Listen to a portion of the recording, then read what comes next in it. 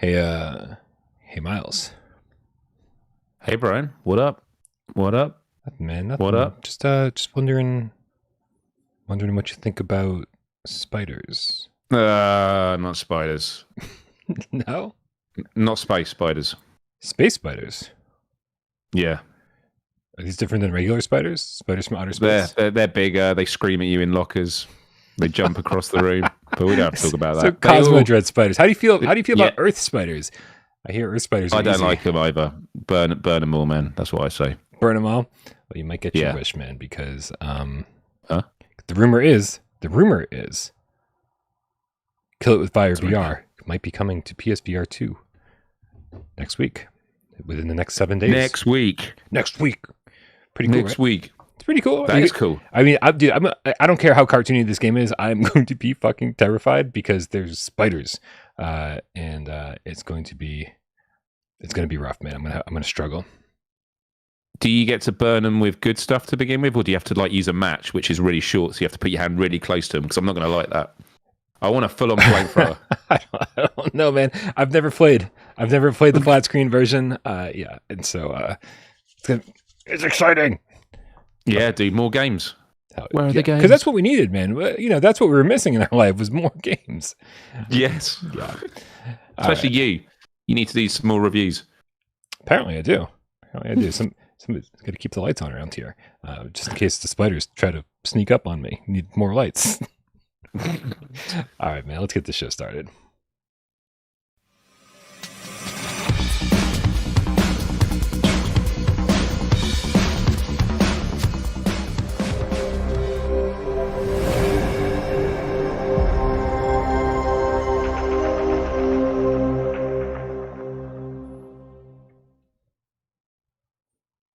This is PSVR GAMESCAST Live. We film live every single Monday, Wednesday, and 2 Eyes Friday right here on Without Parole, home of the Game Cats. That's right, 6 p.m. Eastern. We do it live for your viewing pleasure. If you need a little bit of oral pleasure in your life, then make sure you head on over to podcast services of your choice because our good friend Rypop uploads this to podcast services of your choice. And Sci-Fi GameCat Henry puts the timestamps into this show after it's over. My name is Brian Paul from this channel right here, PSVR Without Parole. And this gentleman over here to my left, your right, it's Miles Dyer from youtube.com/Miles. How we doing, Brian? How we doing, Game Cats? It's Friday. It's wonderful to be here. I'm always excited to do this show every Friday, but I'm especially excited to talk today because we get to talk about Propagation Paradise Hotel, which is phenomenal. And I feel that's an understatement. I'm still buzzing from playing it yesterday. I don't know if it's just like the fight or flight in me, like my body's still recovering from just intense anxiety for 2 hours, but dude, it was good, man. It was good. I want to jump straight back in. Awesome. And considering it's actually late night over there for you, it's not 6 p.m. as it is here for me. You already had a pretty fun night, right? You're just getting back in from a night out. Yeah, that's exactly right. I worked full day at work and then went straight out with some close friends of mine to go and see some stand-up comedy. Our town, Reading, there's a venue called the Hexagon, which I haven't been to. I dread to think. I think I haven't been to it in like 15 years. And the last time I went there was to see Funeral for a Friend with their second album. Like, it was a long time ago. Yeah. Nothing Ours, their special. second one. Yeah. Oh, You've got to. Sorry. But yeah, I went to see a comedian called Frankie Boyle, a very, I'd say, controversial Scottish comedian. He knows how to roll people up. I have a dark sense of humour. I actually like his stand-up live because he gets more into the nuances of his humour, whereas when he's on TV, he's got to fit in those like quick jabs, which can be very sharp. But he was also supported by a comedian I'd not seen before called Christopher MacArthur Boyd, who was also from Scotland, from Glasgow. Really funny as well. So yeah, did that, quickly grabbed some food, and then I got here 15 minutes before the show. So Nice. Ready to go for a couple more hours. Let's do this. It's crazy, man. As I get older, my favorite forms of live entertainment has changed significantly. It's like I used to love going to concerts and seeing my favorite bands, and now my favorite live performances are indeed stand-up comedians. And like everything else, I love the ones that I love, and everyone else is like, all right. But yeah, just the contagious nature of like being in a room with people, of laughter. Yeah. I'm not going to get into it now, but when I studied psychology, like, why do people laugh? There's a lot of different reasons. Sometimes it's nervousness, especially with dark humor. You laugh at stuff that is pretty bad, but it's just kind of the shock. Other times, laughter is contagious. You often do laugh at stuff when you're home alone, like watching something that's funny, but it might have a laughter track. But when you're with other people, you're more likely to laugh. There's this kind of shared thing about it, and it's good. It's good for your health. It's good for your health. JC in the chat says, "Damn, Frankie Boyle is so good. Not for kids." No, any comedian that's for kids, I can probably pass on. Not really interested. Yeah, Frankie Boyle is someone that I don't know. It's the joke is you kind of go to the Frankie Boyle shows. It's the first time I've seen a proper one of his live shows. I've been to one of his warm up acts before, and you sort of look around at other people, and it's kind of like, I wouldn't want to be seen here by my work colleagues, except for the fact they'd be here to go see him as well, so we'd be in on the joke together. But over the years, he's definitely calmed down a bit, and what I mean by that is, he still does shocking jokes, but he seems to be just a bit mellower. Like when he does the bit where he picks on people in the crowd, he used to just like say, I don't know, I'm going to say something quite tame for him, but he'd say, I wish you died. And everyone laughs, like just something ridiculous. But he'd always do stuff. Whereas now he's just like, I don't know, he still does similar stuff, but it's a lot more like, if you don't want to be picked on, I won't pick on you kind of stuff. Like, I don't know, maybe it just comes with age or exhaustion from what he's been doing. But yeah, it was a good night. I'll have to check him out. Yeah, it always takes me a little while to get into a new comedian. You gotta kind of get through that. The exterior, I guess you'd have to say. Like, I don't know if you know Bert Kreischer. He's the guy. Yeah, he's pretty heavy set guy, and he's always doing his sets without a shirt on. And I was just like, I can tell you right now, this guy is not for me. Like, just because I was like, he just comes across as somebody I'm not going to laugh at. And then I forced myself to like get through 20 minutes of his shit. And I was like, this is okay. And by the 30-minute mark, I was laughing hysterically. And I was like, okay, I take it all back. I misjudged you. My bad. So. Yeah, sometimes with a lot of comedians and even comedy shows, you have to like give it a bit to get into the humor. And once it clicks, you're sort of in that world. The only thing I would say is I'd be really curious, and maybe there are some viewers here who are American that do like Frankie Boyle. He does have a strong Scottish accent. And so I don't know if that, on top of the fact that he will talk about a lot of things based in the UK, whether it's humor that you're like, I just don't really have much of a connection with it, or I have no idea what the hell he's saying. But, yeah, I'll be curious to see.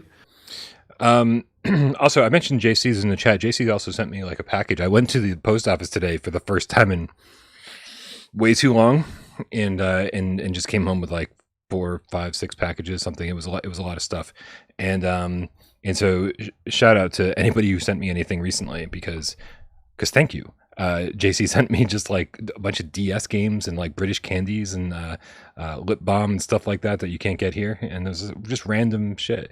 It was a nice little belated birthday surprise. So thank you, JC. Also, shout out to JP. We're just doing initials today, I guess.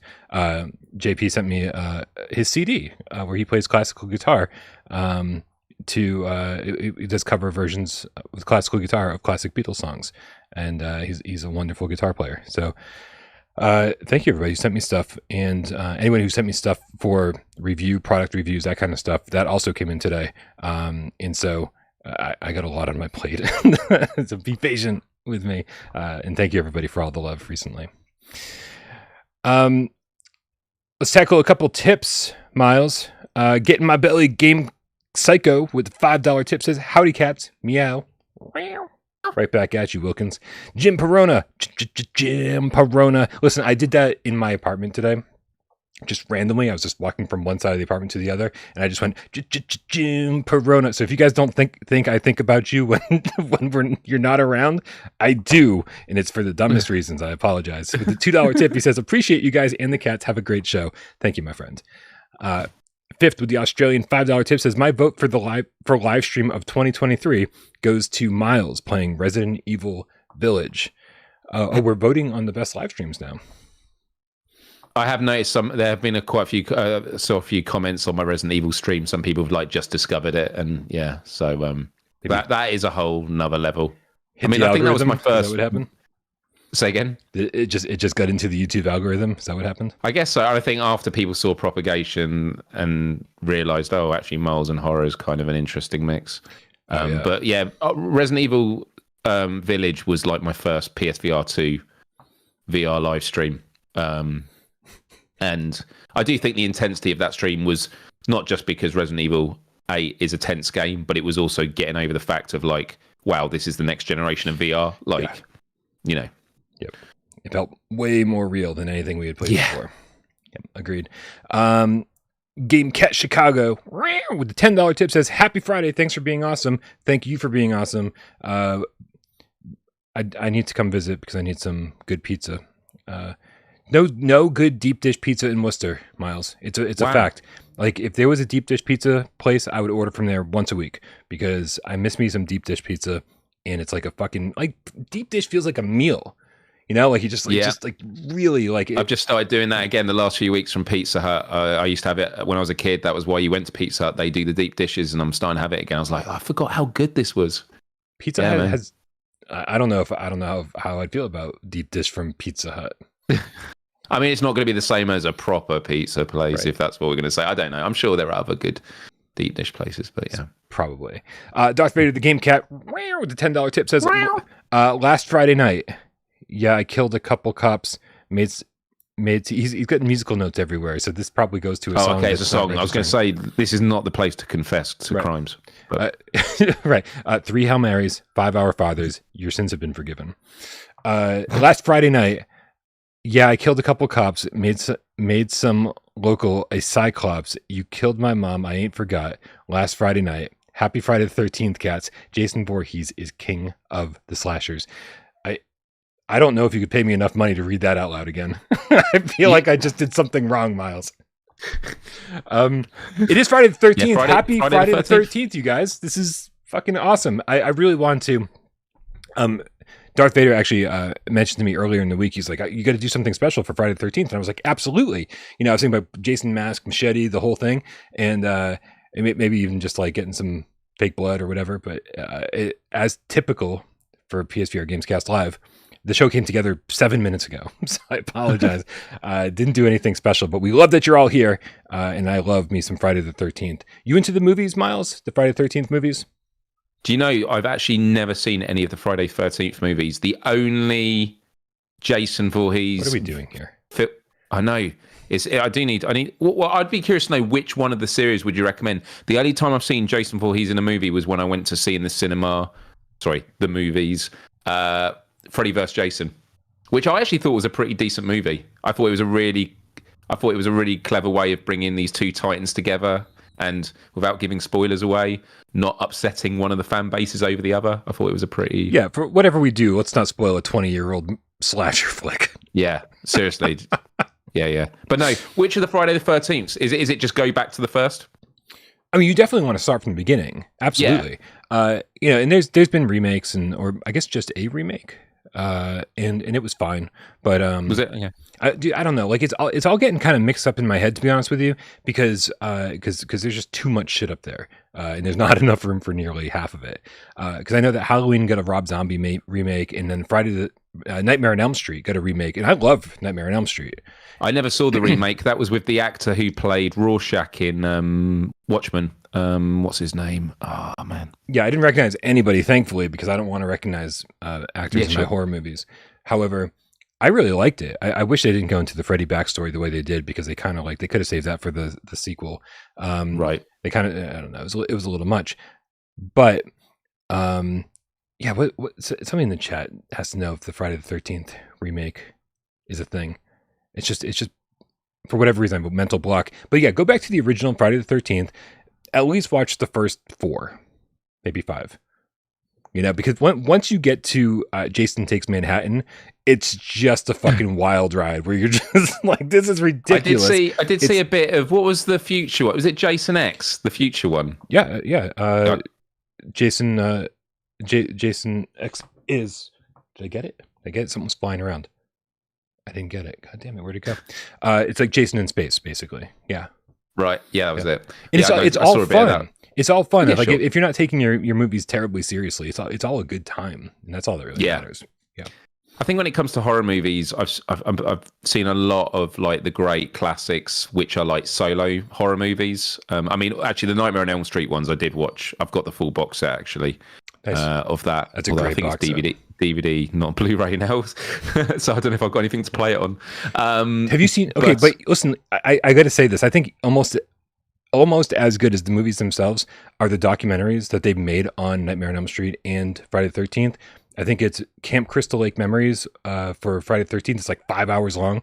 And then Never Sleep Again is the Nightmare on Elm Street one, which is like 6 hours long. And it's just, it's incredible. They just go through movie by movie. They talk to the directors and the actors. And it's just, I'd love to see that. They're so good. They're so good. They were streaming. And eventually I just bought them because they were like $10 each. And I've watched them multiple times. They're great. I did love the new Nightmare where the actors, it's basically... Yeah, the actors are themselves, and it turns out Freddy Krueger is real, and like I thought it was awesome. Yeah. But yeah, look, the movies I think about, like, because I've not actually seen the Texas Chainsaw Massacre movies, I've not seen Halloween movies, all those series I've not seen, but like I love stuff like Alien, I love stuff like Event Horizon. Oh, you like good stuff? Okay. Like the individual like horror movies and stuff, but those series I do need to play a lot of catch up on.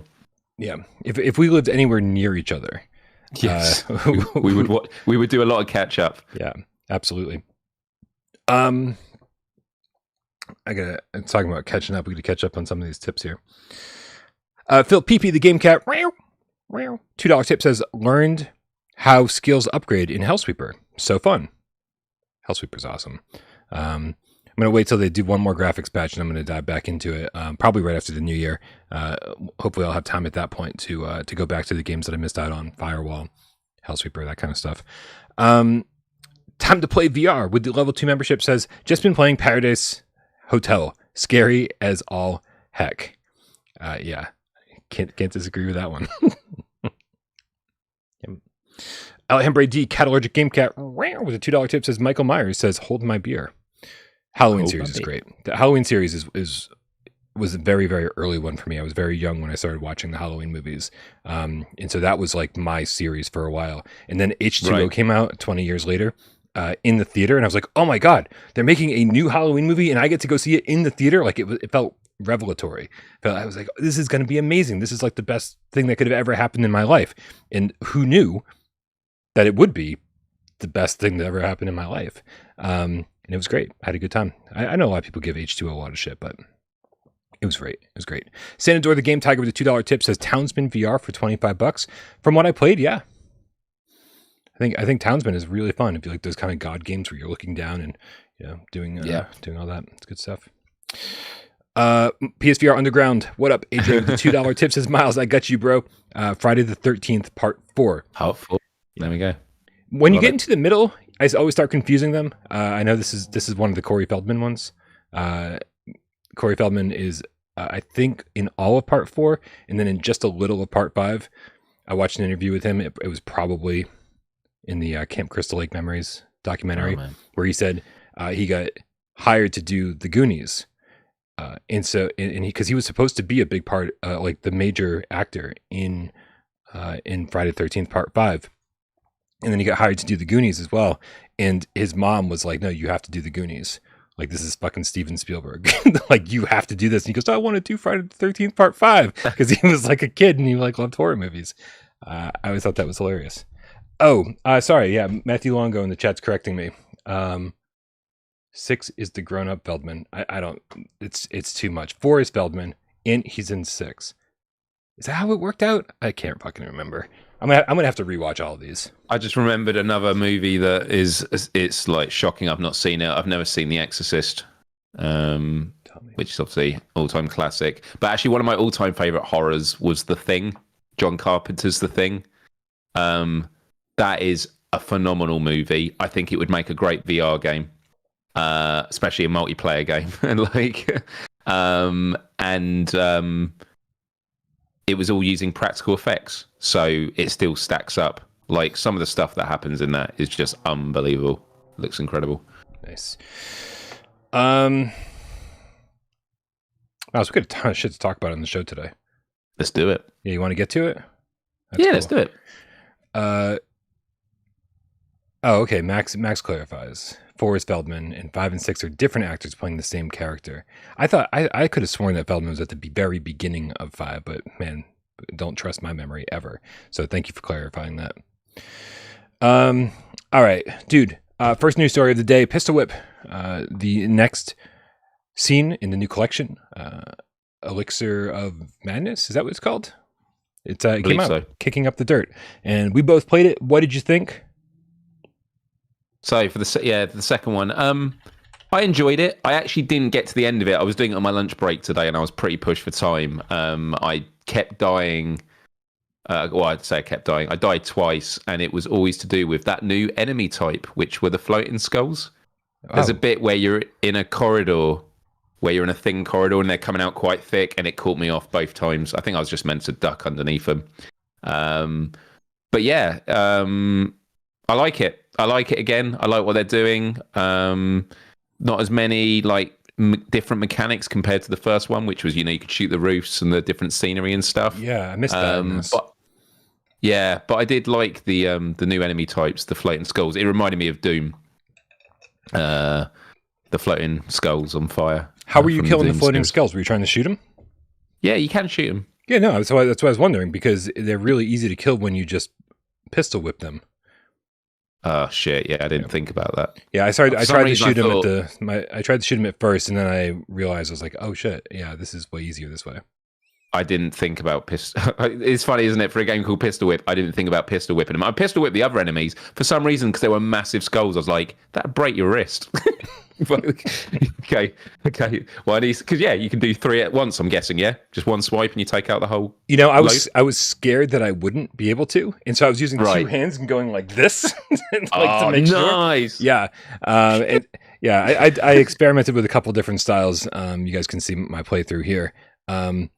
And so I like the floating skulls. I thought that was a cool addition. I was a little disappointed with the new environment. I thought it was a little bit, I don't know, on the boring side, especially compared to the last one that had all the cool stuff going on, and the skeletons coming out of the graves or whatever. This one felt a little bit more filler to me, and I don't think I talked about this on the last episode. I'm not an Electro Swing fan. The music is just, to me, it's like, it's a little goofy, and pairing it with anything Halloween and having the dancing skeletons, it's always felt a little cheesy to me, even when I was a kid.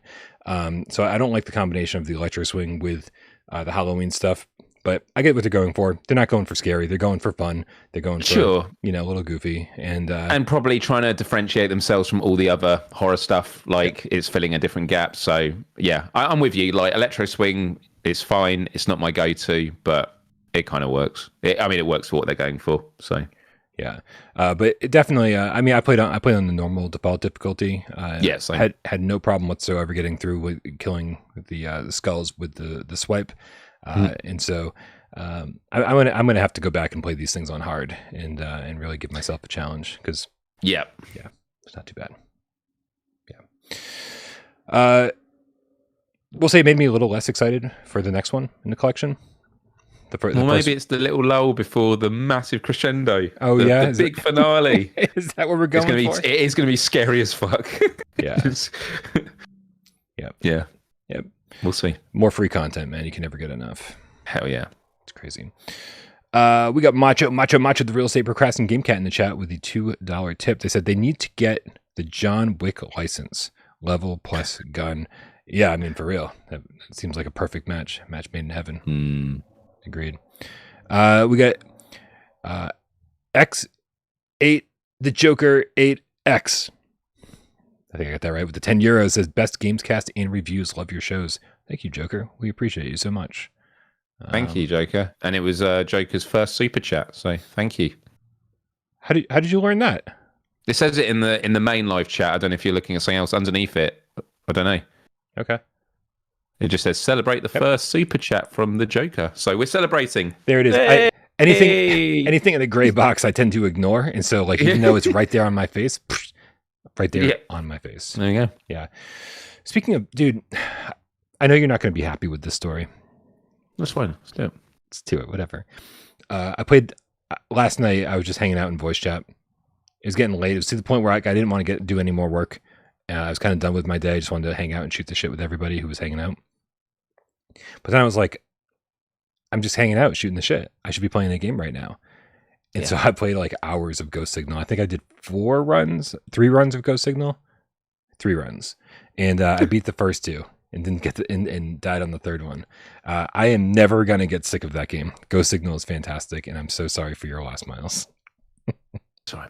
It's painful because I love that game. Well, when I say I love the game, it's not in the present tense. I loved the game, but the game didn't love me. And I just can't. I just genuinely, I just feel empty when I think about it now. Like when I think about how much I love the game, I always just like, no, it's past tense. It's past tense. I will still rate it high when we do the top 25 discussions, but I can't do it with any emotion because I just feel empty now. Can't do it with any kind of sincerity. I wish I could say that was hyperbole and it was me sort of playing it up. There's a bit of me playing up theatrically, but no, genuinely, I feel empty when I think of that game now. Understandable. And for those that don't know why, long story short, did a let's play to show people how the game is from the beginning. You have 4 save slots. Then at the end, I went to show my game, went to open my game, and it went to a tutorial, and it then lost my 10 hours of progress. I was like well over halfway to getting the platinum. I'd done unlocked 3 skill trees, 17 journeys, and I've lost it all. And I can't stomach starting again. So yeah, it's a total bummer, and I feel you, man. I feel you. To a lesser extent, that's how I feel about Astrobot Rescue Mission because they screwed me out of the platinum. I beat the game, and then I was like, you know what? I'm gonna get the platinum on a live stream. I'd already beaten the game. All I had to do was go back and do a bunch of the challenges, and I was like, this will probably take 3 hours to knock out. 8 hours later, I am still streaming Astrobot, and completed the final challenge. That was it. Did not get the platinum. I went through everything. It was just bugged. It was not me. It was the game. And I am still very upset about that. So Astro, if you come to PSVR2, be prepared. I've got words for you. What? Excuse me, young lady. Let's see.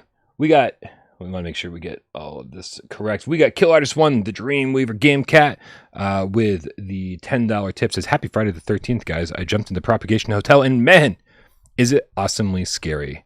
I'm loving it. Couldn't disagree with that statement. We got Andy Hart with the £5. Says, is there a reason why no YouTube VR yet on PSVR2? It seems very lacking on the social media front. Don't get me wrong. The games are awesome. Yeah, I mean, PSVR 2 is lacking in, I think, a whole bunch of ways. Luckily, the games are great, as you said. However, there are plenty of things that we still really, really want for it. And I think, in all fairness, those things tend to come years down the line. We expected it at launch. We're really hoping for it at launch. PSVR 1 had more than PSVR 2 had at launch when it came to like a Hulu app and these things where you could like sit in a theater and watch movies. We didn't even get that with PSVR 2. So, we're hoping it all comes soon. But is there a reason? We don't have any idea. I wish we did. Yeah.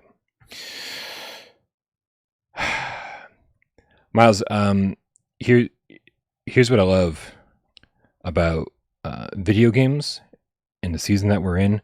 Not only are we getting horror video games, but the games that aren't even horror focused are all getting in on the deal. And they all want to celebrate Halloween because it's the best season, as we all know. And 2 games next week are going to get in on the fun. The first one is Budget Cuts of all games. Did you see the trailer for this, Budget Cuts Nightmare?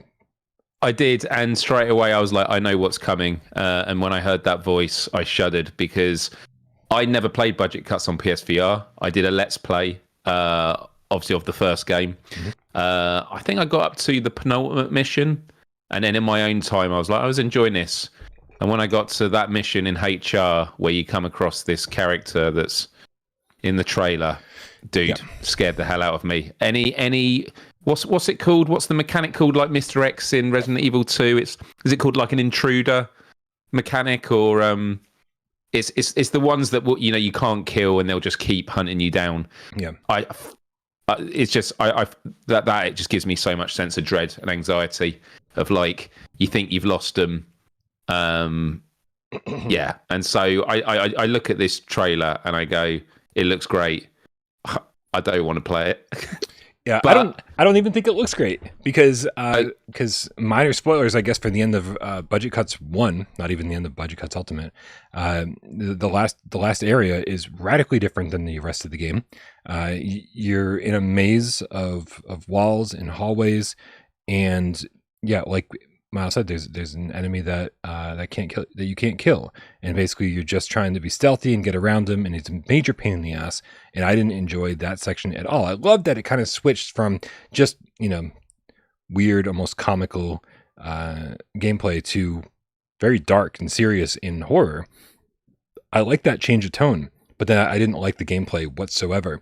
And so they're making this whole Halloween Nightmare update revolving around the mechanic that I fucking hated. And so I got to be honest, I don't think I'm gonna check it out, but I have zero interest in it whatsoever. Yeah. Yeah. But we'll be playing it before GAMESCAST next week, is it? It's the 19th, I think they said. So yeah, it'll be next Thursday. Next Thursday, I think. Yeah. Yep. We're also going to play some Walkabout mini golf, Miles. And Walkabout mini golf also has. They don't have a trailer for this. They've only had screenshots and a few animated GIFs and shit on Twitter. I'm so excited. But Widow's Walkabout is the next course from the next original course from the Walkabout team over at Mighty Coconut.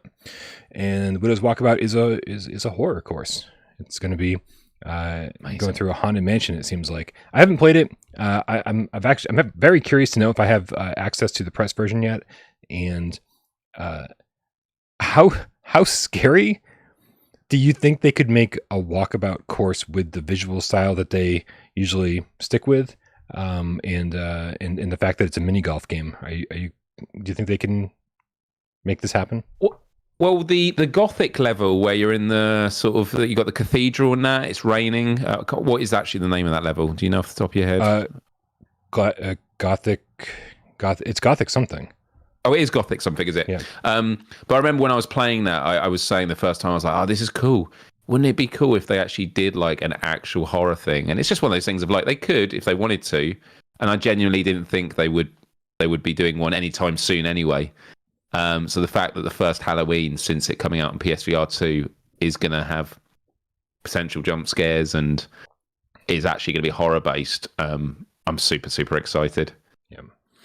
I mean, Walkabout's one of my favorite games in VR. Same. And I feel like I've really been neglecting it lately, I think, because I played so much of it on Quest that when it came to PSVR2, I'd already played all those courses to death. And so it was really only the new courses. And then we've gotten so many PSVR2 games since Walkabout launched that now I can't even really spend time with the new courses when they launch. I'm trying to think. Like I played Upside Down a bunch. If I say a bunch, I mean like, a handful of times. Alfheim, I think I've only played the easy course. I'm not even sure I can't even remember if I played the hard course yet. And then I've not played the hard course on that. And then Evil Lair. I've probably played that, another handful of times on easy and hard. And so I don't know, man. I don't know. Like I got to find time because I love this game, and I mean it's obviously more fun with friends. And so for me to be like, oh, I'm going to review it, I'm going to go in and play it by myself, like that's no fun. So I might have to recruit you and go in and we can play together and see how scary it is. Yeah, no, for sure. Let's do it. Yeah. All right. Let's tackle a couple more tips before we move on to the next news story. And just to say, like with all this news, this is going to be the best October ever for gaming, in my opinion. Like, I think.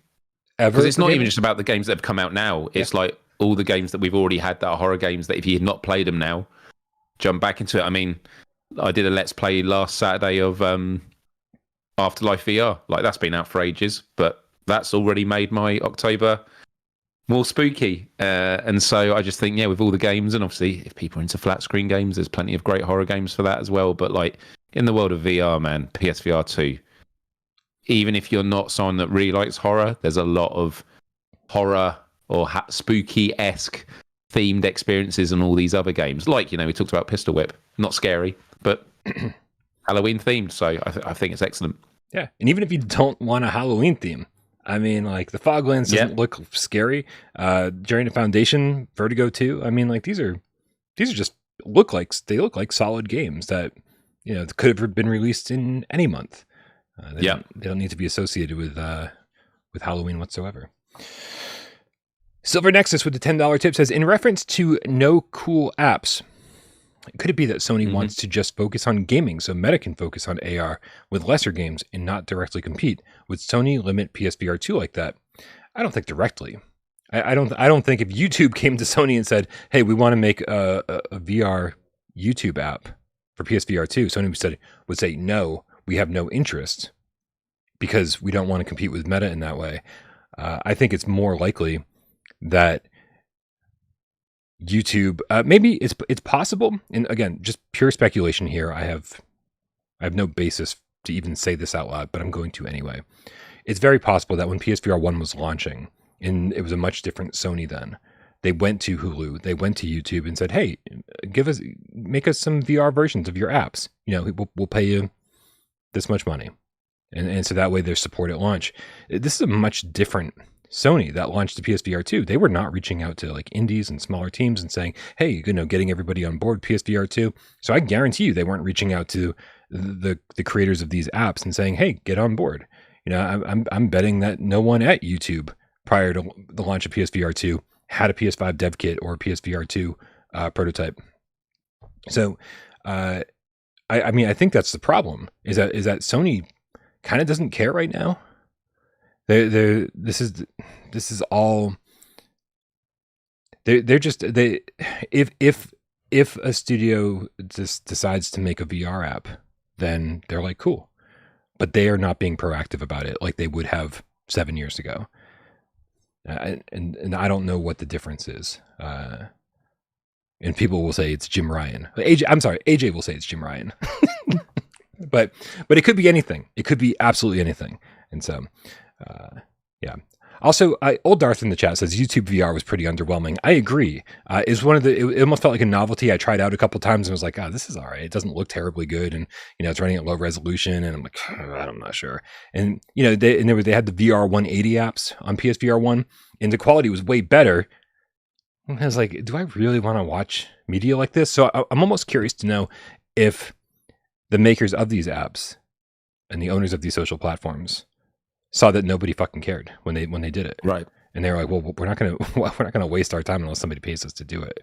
So it's possible, But the fact that Sony's not even including support for 3D Blu-rays, it's like, well, they're just doing nothing.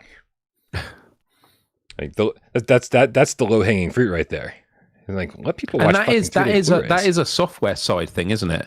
It's nothing to do with like the Blu-ray player. Yeah, it's still a Blu-ray, right? I'm guessing. Exactly. I think it has more to do with licensing, and I know that Sony owns like a percentage of the Blu-ray license. So I don't think it would be exactly a big deal for them to do it. It's just like the fact that they'd have to put forth any effort at this point. I think it's just too much for them.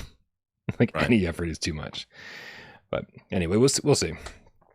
Andrew, whoa, hold on. I can spell it. Whoa. Andrew Ehrenreich. Ehrenreich.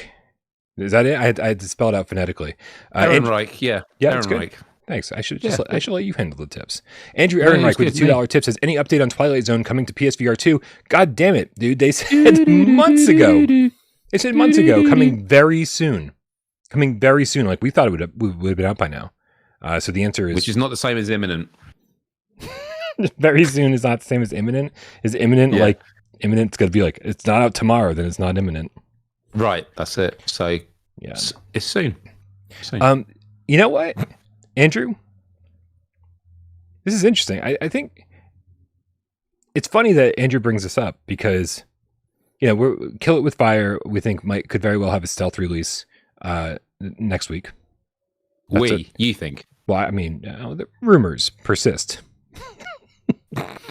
And so you got to figure that, like, with all of these like bigger name titles, that the way to kind of get attention on your game might be like, hey, stealth release. Oh my God, Twilight Zone's out right now. It's like that kind of immediate, like, oh, I'm not going to wait for reviews, and well, there's no reviews, and the game's like mid. It sounds like so. Like you might just want to drop your game on the store and not give anyone a chance to review it. So this might be the strategy with Twilight Zone, and obviously it fits right into the month of October. So I would not be surprised. Was it Andrew? Andrew. Yeah, I wouldn't be surprised if we saw it this month, because they said very soon, and then they said nothing, and now it's October, and I don't think reviews will sell this game. So it all kind of lines up as far as I'm concerned. Macho, the real estate procrastinating game cat with the $2 tip says Vertigo 2. We'll be right back. Vertigo 2 release will change the PSVR2 atmosphere. It sounds to me like Macho isn't happy with the PSVR2 atmosphere. Yeah. It's going to... Does it say change? It doesn't say improve, just change. Yeah. From one level of awesome to another. Yeah. It's true. I mean, the reputation that Vertigo 2 has is insanely good. When people compare it to Half-Life Alyx, you're like, wow, one person made a game that's as good as Half-Life Alyx or comparable to Half-Life Alyx. You got to sit up and pay attention when people say things like that. So I don't know if it'll change anything, but I do know that everyone's going to be really fucking happy when it finally gets here.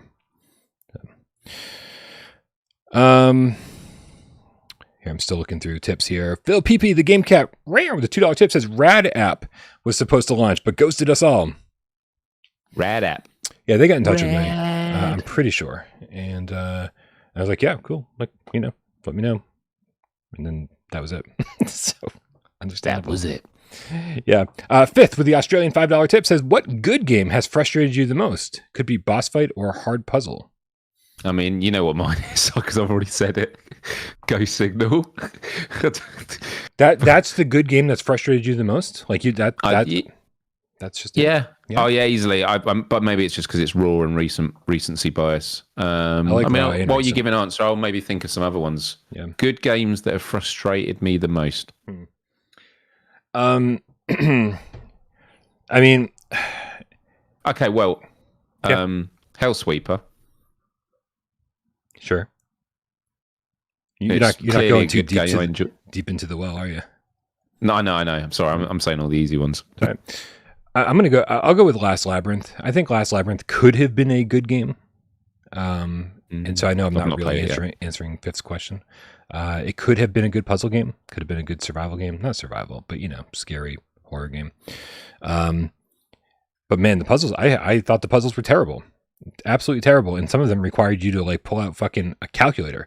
And so he's like, that's not what you want to do in VR, unless there's a calculator in the game, in the chalkboard for you to write shit on, a la Wanderer, which was great. So that's the person that came to mind, was some specific puzzles in the Last Labyrinth that really fucking ruined it for me. I never even reviewed that game because it irritated the fuck out of me. I don't know. Miles, think about it. We'll come back to it. Game's a all right. I'm still thinking. Okay. Still thinking. Yeah, I did, dude. I've got to have a ton of answers. Not outside of VR. There's a ton. I have to look through my game list to have a think and see what sticks out, and I go, oh god, yeah, that one. You've ruined Miles for the rest of the show. Fifth, he's gonna be distracted until the end. Blazing Phoenix 82 with the $5 tip says, keep it up. Thank you. Do my best. Got little blue pills for that. Oh, Math World VR. Oh god. You said what good game? You know what? I'm done with you. We're moving on. It was so frustrating, wasn't it, with the trophy? I'm not having this conversation. I'm not having this conversation. Nope. The conversation I will have with you, Miles, is C-Smash VRS just got a price reduction. Whoa. Yeah, it was a $30 game. It's now a $20 game. obviously they've added a ton since launch. They've added the co-op mode. They've added infinity mode. They've added a ton more campaign levels, more different music or extra more music. What do you think about the $20 price point? Is this more appropriate than the $30 price point, or do you think they were okay at the 30? And is this a permanent drop? Yeah, this is a price drop. Yes, it's not a sale. I think it's excellent. I think with the amount of content that is in the game now, yeah, I think it's good. I mean, I would say that if you liked Spark on PSVR, you're going to like this. It's not the same, but it's got its own charm. It's a very well polished game. It runs super well, and it's got a lot of different modes. I actually need to get back onto it. I want to play some more multiplayer and stuff with it. So, and I know that they're still committed to keep adding to it and that. So I think that this is a game that's just going to keep on growing. But yeah, $20. I think that's an absolute steal. Yeah, I think it should have launched at $20, and I think VR developers and a lot of developers are finding out that $20 is a magical price point. It's kind of the price point where you say, I'm interested, I'll pick it up. 30 is like, I'm going to wait for a sale. The reviews have to be really good. I think $20 sold Go Signal. I think $20 sold Propagation Paradise Hotel. I think developers are, I think maybe even gamers, not so much developers, gamers are reclaiming the $20 price point as the proper budget price. We had said, with inflation, that $30 is the new $20 game, but I don't think that's true. I think $20 is the new $20 game, or it's becoming the new $20 game all over again. And I really appreciate that, because I was not ready to move on saying, okay, the baseline for budget games is now $30, or in Dream's case, $35, right? So, and I do feel like that this is the amount of content that's in this, and even looking at Propagation, the amount of content that's in that, the amount of content I can't say content. I'm like stumbling over the word content, tongue. I think I'm having a stroke. Go Signal, the amount of content in these games, you can play these games a really long time and, find ways to replay them or whatever. But the amount of work that goes into them really does feel like, hey, $20 feels like the right price for these games. It's feeling. And I'm glad that gamers are reclaiming that price point. It makes a lot of sense to me. I got nothing to add. Well, God damn it. I was just going to go, I agree. I agree. No. Yeah. It's typical response from all of us. Blazing Phoenix 82 with another $5 tip that says, good. Okay, you know what? We're going to copy and paste this into a document. Good. Because it's the emoji. It's the good job. Yep. Good job. It's the $5 tip with a Shiba dog saying good job while raising his thumb up. That is the official description when you copy and paste that emoji. Slapping that ass with the $5 tip says just jumping on 40-ish minutes in the past. Oh, he'll see this in about 40 minutes. But thank Jim Ryan for Friday. Okay. That's right. All right, Friday. Mr. Bass. Slapping that ass. Bass. Slapping that ass. Bass, the fish. The B is silent. Okay. Yep. Miles. Brian. How excited are you for Arizona Sunshine 2? I am actually really excited for it. It's just been a cautious excitement because we never really get to see a lot. They've been very, very careful with their marketing. But do you know what? A game that I've been jumping back into a lot lately, and this was a game that I really, really got frustrated with at launch on PSVR, was After the Fall. I'm having a really good time with it now. I really am. Like, the grind feels good, upgrading the weapons. Me and my friend, we played with 2 AI because we couldn't get another 2 players. And we played a level on, I think it's called like Master difficulty. It's I think it's like the mid-tier one. It's underneath Nightmare, but it is really difficult. And the tension as you get to the boss area and you know that if you die, that's it. You lose everything that you've harvested. You know, all that new loot and that. And we were just cheering once we completed it. I was like, God, would love to do it again. And the reason I bring that up is I think there's so much that they've learned from After the Fall, and obviously the first Arizona Sunshine. And I'm just really excited to see all those lessons and making a game for next gen VR hardware. So yeah, I'm just really, really excited to see, because they know that they've got. This is a game they were always going to put not all their eggs in one basket on, but they were really going to invest the resources in, because Arizona Sunshine is seen as this like very pioneering VR game. It was one of the first VR games I ever experienced when my brother showed me the HTC Vive, and it totally blew my mind. There is a lot of love for Arizona Sunshine. So if you're making a sequel, they know this is the one they've got to absolutely knock out the park, because if they do, it's going to sell a shit ton more load of copies, and it could be one of the biggest VR games of the year. Yeah, it certainly could. And on paper, they've done all the right things. They've hired Rob Yescombe to write the story to this, and Rob Yescombe, obviously famous for Farpoint and Invisible Hours, like writing some of the best stories that we've seen in VR. So I think it's not good enough to just be a good storyteller or be able to write a good story. You need to write something that can be told in VR, where you're not just standing there and like staring at characters talk to you. And I think VR has evolved significantly since Rob wrote both of those games. And so, but I think he's somebody who understands where VR has gone since then.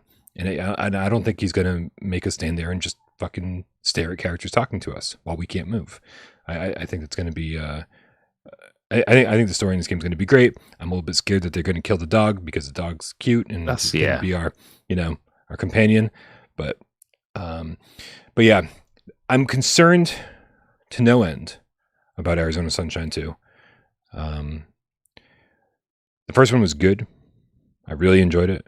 I was one of the few people that I think preferred the move controllers in it. The aim controller made everything easier, but I just loved the feeling of the move controllers and being able to dual wield and like look down the But we haven't seen any gameplay. We've seen 3 or 4 screenshots from Vertigo themselves. The people who went and played this game, the members of the press who were allowed access to it, none of them came away and said, "This is fucking amazing." They all came back and said, "Yeah, you get to kill a lot of zombies." And they talked about the dog for half an hour. No one was blown away by the gameplay, and so I'm a little concerned. But the thing I would say in response to that, and by the way, it doesn't take away from the fact they weren't blown away. You would argue if you're showing them a game, you're going to show them the best bits. They didn't. They said we played very little of the game. Like, yeah, it was like they said it's really hard to give overall impressions because they've just played hardly anything. So it was just killing zombies. So that's not me taking a side either way. It could be, and that is all it is, and it's kind of like, and it'll be a fine zombie shooter, or it might be that they are still holding back a lot of. And also, maybe if you're giving people, maybe a lot of the beauty of the game is going to be because of the storytelling. Like, you're going to be enriched in this world and you really get taken back, which is something you're never going to feel when you're just testing out, when you're brought in like that, unless they were going to let them play the full game. It's going to be more like, here's just a sense of the mechanics and stuff like that. So, yeah, I'm with you. I think that the potential for this game is absolutely huge. But I approach this as I do with a lot of games these days because of how much we've been burnt. For sure. That and also, let's not forget, After the Fall had a lot of promise at launch. This social space, which I still think is not a social space, it's just a place where you get spammed invites by people that you can't talk to beforehand, exactly. And everyone's squatting in weird positions like Gollum. And I wasn't angry, but I was pretty much just like. I was so frustrated with After the Fall, mm-hmm. But it has turned around and it's amazing. The complete edition is phenomenal now, but that's not what we expect from games. We want games to be phenomenal at launch and then add some afterwards. Right. So that is my caution as well. Right. But I just kind of feel, because what I've mentioned, it's been an IP that is beloved in such high regard, and it is kind of what put them on the map. I feel like they can't miss with this. These were Vertigo is also the publishers behind Hellsweeper, so they don't seem to have an issue releasing a game on PSVR2 that's like, hey, this isn't ready for launch, but we're going to put it out because it's a cross-platform game, and here you go. So that's the part that concerns me the most. Is that's a good point. We've sort of seen their MO recently, and I don't like it. Also, with a game that we haven't seen any gameplay of yet, we've totally buried the lead here. The story that we're talking about isn't Arizona Sunshine 2. The story that we're talking about is that it got a release date on the PlayStation Store, official. It is December 17th. So it's 2 months away. And being only 2 months away, haven't seen any gameplay. There's a reason we haven't seen any gameplay, Miles. It's probably not ready to be shown. And so it concerns me that the game isn't where it needs to be. And then on top of that, it seems like developers are still wrapping their head around PSVR 2 and making sure that everything looks good and runs at a high resolution and it looks really clean. Now, the other side of that coin is that After the Fall looks really good on PSVR 2. It does look really sharp and really clean, and it's running at a good frame rate. So I'm concerned, but then at the same time I'm not concerned, and so I've been flip flopping on this for quite a while now, and I won't feel better until I get my hands on it myself and get to see it in the headset. Same as you. The other question I have though is, it wasn't announced that long ago. And so there's this sense of like, it felt like, it's going to be next year. Oh, wow, they say it's coming out this year. But the reality is, every game that is ever developed and goes through a marketing cycle doesn't have a cookie cutter. When you announce it, it's then going to be X months until you start doing this trailer and gameplay, and then it comes out. The game might have been almost done. And then they go, right, now we're going to announce it. And we've just got a very meticulous marketing schedule that's going to be very cautious and held back because they're like, we're going to do it our own way. Like, that could also be a possibility. It could be. And they're just quietly confident. That could be a possibility. But all the things that you flagged up, whether it's what's happened with Hellsweeper and what I've said about After the Fall, these are all things that we've seen before as well. So the range of possibility couldn't be wider. And I agree. I hope. And they've been doing this a long time. I hope they know what they're doing. And if it's not ready for December, I hope they have no qualms about delaying it, because we want this game to be good. We want it to be good out of the gate, and fingers crossed. We'll see how this goes. Because it's important to know, like I said, they published Hellsweeper. They didn't develop Hellsweeper. They developed After the Fall as they are developing Arizona Sunshine 2. And so that's what reassures me a bit. I've got a really random question, Brian. Ask away. Do games go gold when they've got a digital only release? Mm-hmm. And I guess the add-on to that is, because a lot of VR games, like, you don't really hear with VR games. I don't know. You tend to only hear it with like first-party games where they celebrate on social media. We've gone gold, which means it's like, this is the version that's going to get published. We seem to just, like, in VR, it's, I don't know. That's why I was asking if they go gold, because I'm just like, it just seems like games get announced, they just throw them up on release day and then patch the fuck out of them afterwards. But yeah, all games go gold? Yes. I mean, it's a term that obviously has evolved because, it used to mean that the game was finished and that they have shipped off, the master disc for replication, and that's it. But, in the digital era, we've just kind of taken that and run with, like, hey, the game's done. Good enough. Like, it doesn't mean anything like physically, but that's it. But yeah, it means the game's done and it's ready for release. I googled it just to see if I missed anything, and it seems like that's where we're all at. But yeah, we still use the term. But what does it mean? Not a lot, because even if a game's gone gold, it's not the final version. It's never going to be the final version. Not these days. For sure. My feeling was just that we seem to live. The VR space seems to be a lot faster moving when it comes to game development and just getting it over the line. So it doesn't really feel like there's as much of a celebration of, like, we're ready to launch, and it's kind of like, we're going to be doing some tweaking in that. It just seems to be develop until launch. Macho, the real estate procrastinating game cat with the $2 tip says, and Any hope that Arizona Sunshine will be like or as good as Propagation? Oh man, I mean, I feel like this gets to the next conversation. I mean, we can. You know what? Then let's hold off. Yeah. Because I will say, without getting into the Propagation talk, they're just wildly different. Yes. You know, I don't think that Arizona Sunshine 2 delves into survival horror. It may, but that's certainly not the feeling I got with Arizona Sunshine 1. This is a zombie shooter, and it's, you know, fun, frantic, and all about just throwing tons of zombies on the screen at once. Yeah. Time to play VR with the 2 quid says, Miles, try multiplayer meetup in Discord. I think he's talking about after the fall. Should we talk about that now? What's Sunday's multiplayer? Oh, dude, Sunday's multiplayer is after the fall. I don't know. Is it after the fall? I'm pretty sure.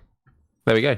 Yeah. Join our Discord if you haven't already. Link is down below. Always a good time to hang out. I would love to join you on Sunday, but I'm going to be going to see a band playing in London, so I won't be seeing it. But it's not always just about the multiplayer Sunday meetups. There are multiplayer feeds for all games in the Discord, so yeah, I should definitely get more involved in that. But when I play after the fall, it tends to be a very last minute thing where just a couple of friends go, what should we play now?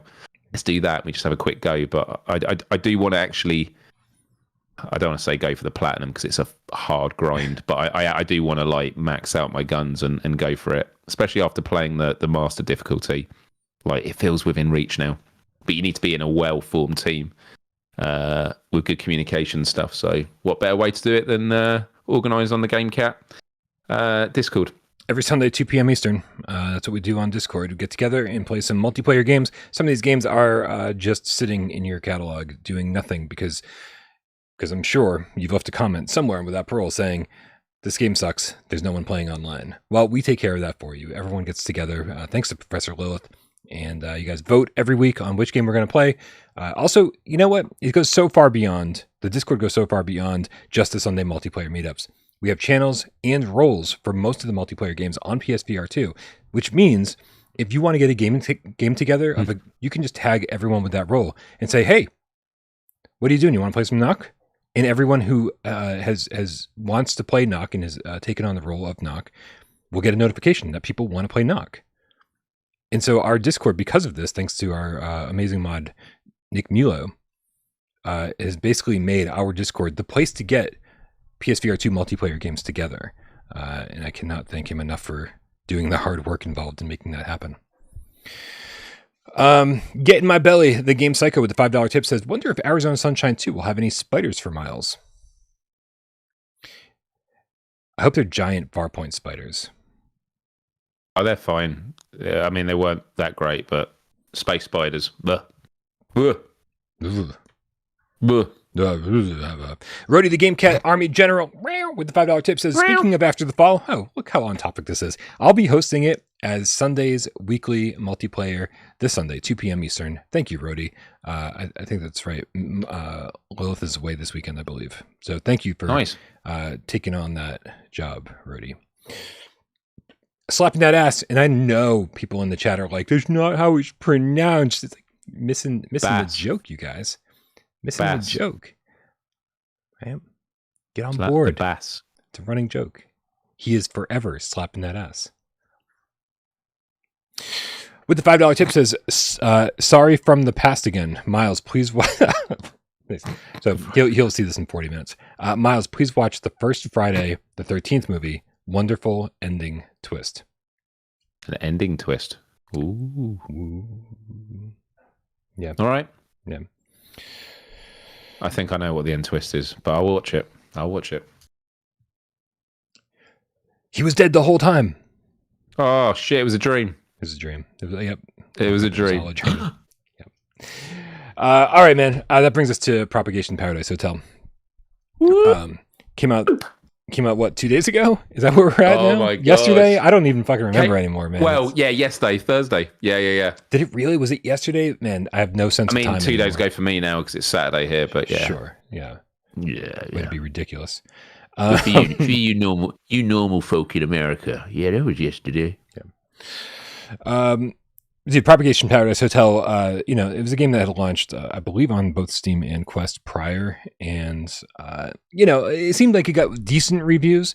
And so I was a little excited for it, but not like crazy excited. I was like, oh, this is going to be a nice way to ease into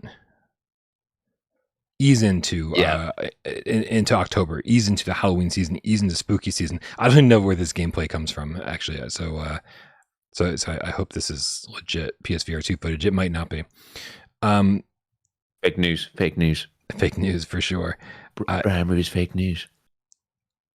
Nothing could have prepared me, Miles, for what I actually experienced when I got in there. I was like, this is going to be a nice, small game that might give me a good scare or two. And I was terrified. I was terrified for 4 hours. And there were a couple people that were like, oh, I played this already, and there's no way it's 4 hours long. And I was like, well, if you played the PSVR2 version and you were standing in a corner terrified with your flashlight like this, being like scared to move, then maybe it would have taken you 4 hours.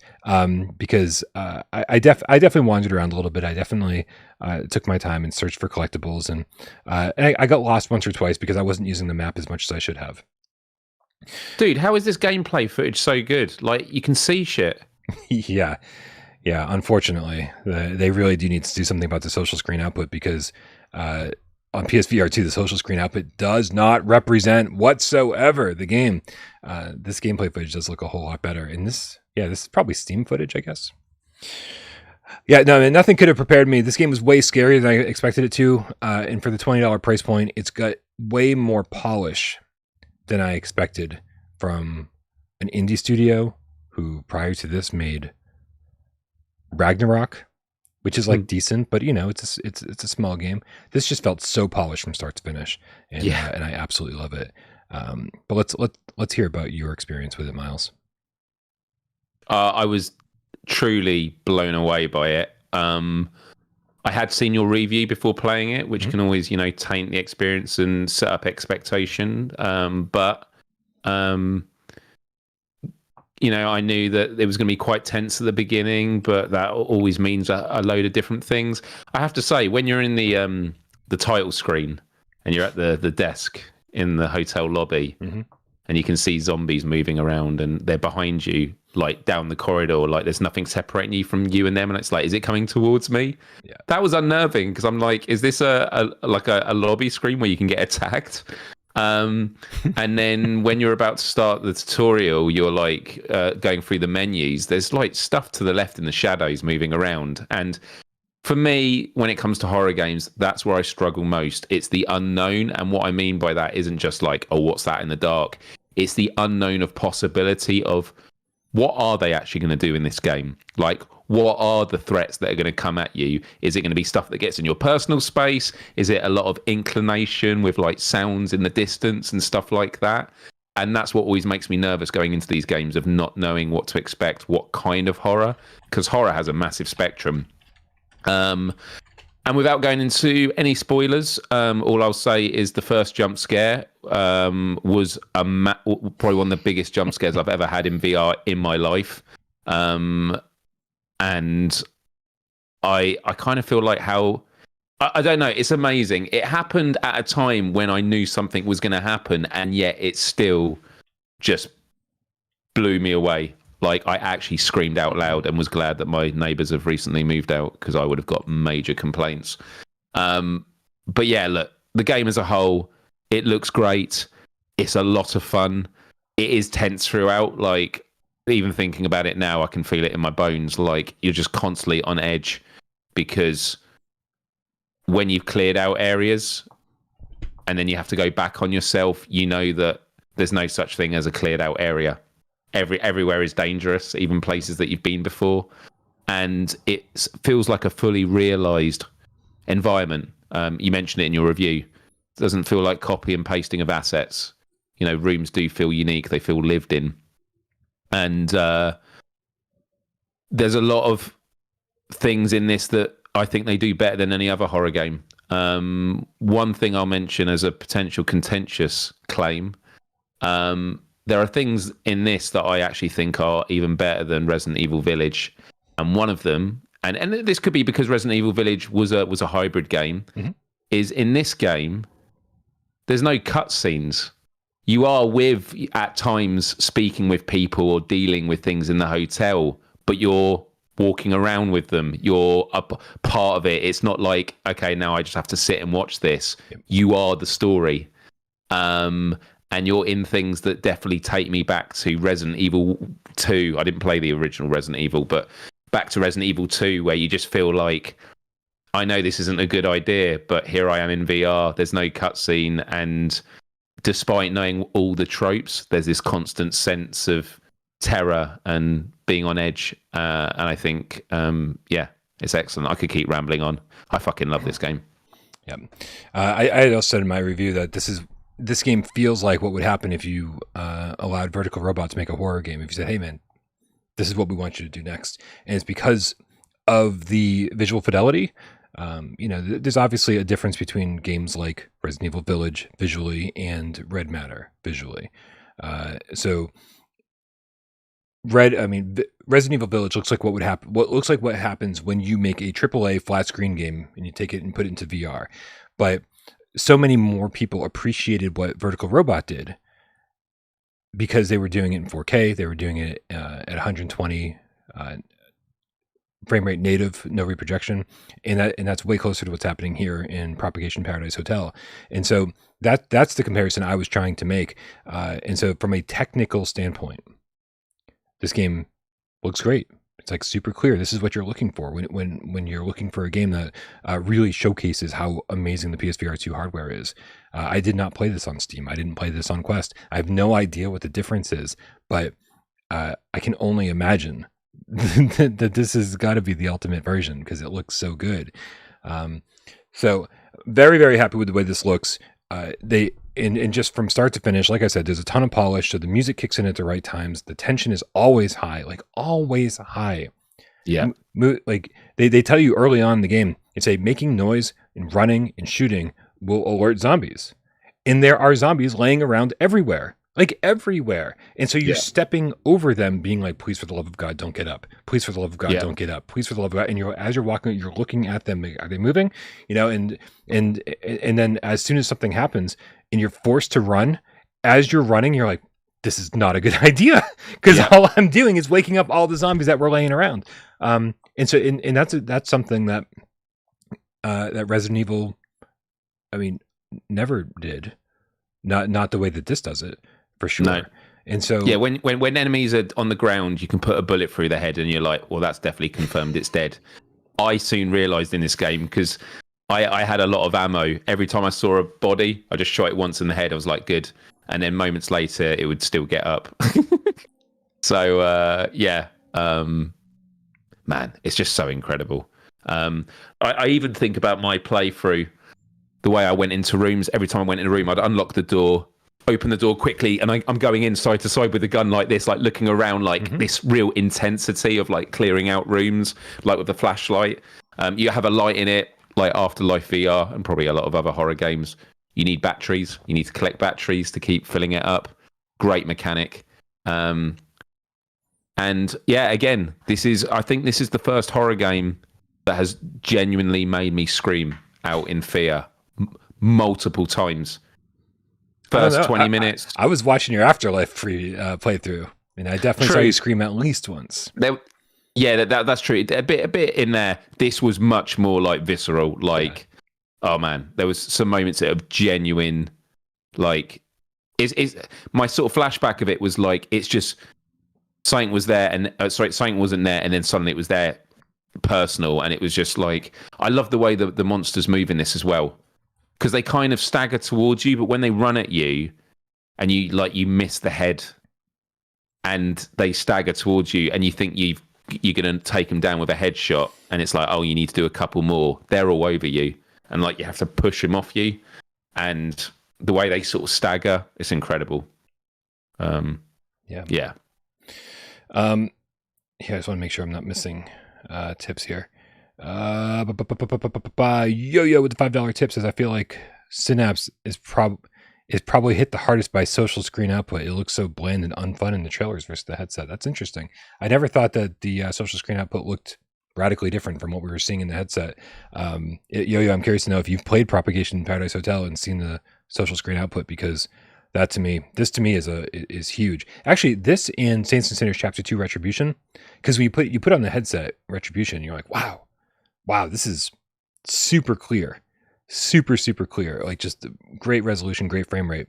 And then I looked at my review footage and went, oof, this isn't selling the game. So I think Propagation and Saints and Sinners Chapter 2 are the worst ones for me.